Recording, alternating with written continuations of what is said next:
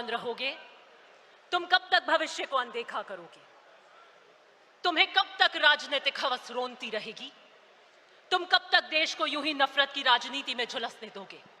तुम कब तक झूठ कपट के हवाले होने दोगे देश को? ये कुछ कठोर प्रश्न है हमारे सामने, जिसे आज हमें ईमानदारी से जवाब देना होगा। आज यहां इकट्ठा होना एक राजनीतिक औपचारिकता और कर्तव्य नहीं है। एक ये प्रश्न है जो हमसे जागरूक नागरिक के दिल में एक आग और विद्रोह की तरह धड़क रहा है कि हम कहां खड़े और किस दिशा में जाएंगे। समय का चक्र हमसे पूछ रहा है, क्या तुम तैयार हो? यही सवाल आजादी के समय स्वतंत्रता सेनानियों के सामने खड़ा था। यही सवाल 1971 की जंग में सैनिकों के सामने खड़ा था, और आज 2025 में यही सवाल हमारे सामने पुनः खड़ा है। राष्ट्र की चेतना एक निर्णायक मोड़ पर खड़ी है, जहां पर संघर्ष धर्म है, संकल्प हमारा कर्तव्य है, और मैं आपको कहना चाहती हूं, मौन अपराध है। हमें तय करना है कि हम इतिहास के दर्शक बनेंगे या उसके निर्माता। भारत एक ऐसे मोड़ पर खड़ा है जहां दीप बुझने लगे हैं, संकल्पों की आस्था दरकने लगी है, मंचों पे से आदर्शों के भाषण के पीछे आत्मा मौन होती जा रही है। बदलता स्वरूप राजनीति का ऐसा प्रतीत होता है जैसे मानो एक मृत तृष्णा बनती जा रही है, जहां पर हर कोई दौड़ रहा है लेकिन पानी कहीं नहीं है। हमारे सामने भले ही बंदूक और बारूद की चुनौती आज खड़ी नहीं हो, लेकिन यह समय कम खतरनाक नहीं है, और हमें तय करना है कि आने वाले इसमें हम इस संघर्ष की आवाज बन पाएंगे कि नहीं बन पाएंगे। साबरमती के किनारे अहमदाबाद की सरजमीन पर खड़े होकर मैं सोचती हूं कि अगर गांधी जी हमारे बीच होते इस अधिवेशन में तो क्या सोच रहे होते। मुझे लगता है वो इस नए भारत को देखकर फफक फफक कर रो रहे होते, और वो कहते हैं कि वो भारत नहीं है जिसे मैंने देखा हो। इस भारत को देखकर उनका मन बहुत व्यथित होता। वो देख रहे होते कि किस तरीके से किसान आज हताश है, उसके चेहरे पे उनको झुर्रियां दिखती हैं। किस तरीके से मजदूर जो अपने हाथों की चोट लिए उम्मीद का संगीत बजाता है, आज उसको किस तरीके से हताश पे कर रखा है।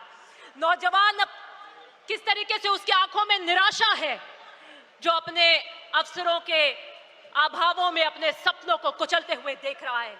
उस मां की चीख है, उस स्त्री की वेदना है। आज का संघर्ष संविधान बना तानाशाही का है। आज का संघर्ष लोकतंत्र बनाम अधिनायकवाद का है। कुछ लोगों की इच्छा संविधान बन चुकी है, उनकी इच्छा ही संविधान बन चुकी है। मैं आपको यही कहना चाहती हूं कि बीजेपी आरएसएस ने धर्म की राजनीति को अपना औजार बना दिया है। संसद को एक सिर्फ मोहर लगाने वाली मशीन बना दिया है। बीजेपी राम का नाम तो लेती है लेकिन नीति रावण की रखती है।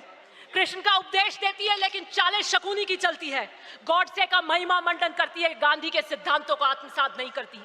सरदार पटेल की मूर्ति तो बनाती है लेकिन उसके एकता के सिद्धांत को नहीं अपनाती। ये देश नफरत का राजपथ बन चुका है। मैं इन कांग्रेस जनों को कहना चाहती हूं, उठिए और राहुल गांधी का न्याय पथ में उनके साथ चलिए। संवाद की जगह आदेश ने ले ली है, असहमति की जगह दमन ने ले ली है। ये तानाशाही निजाम कब्रिस्तान, शमशान, मंगलसूत्र, मुजरा, बटेंगे तो कटेंगे जैसे नारों की राजनीति कर रहा है। ये लपटे संविधान को जला रही हैं। मैं आखिर में यही कहना चाहती हूं कि आम आदमी की चीख मौन बन चुकी है। उसकी आवाज में न गजलों का लहजा है, न इशारों की नजाकत है। उस मां की चीख जिसने अपने बेटे को सांप्रदायिक हिस्सा में खोया है।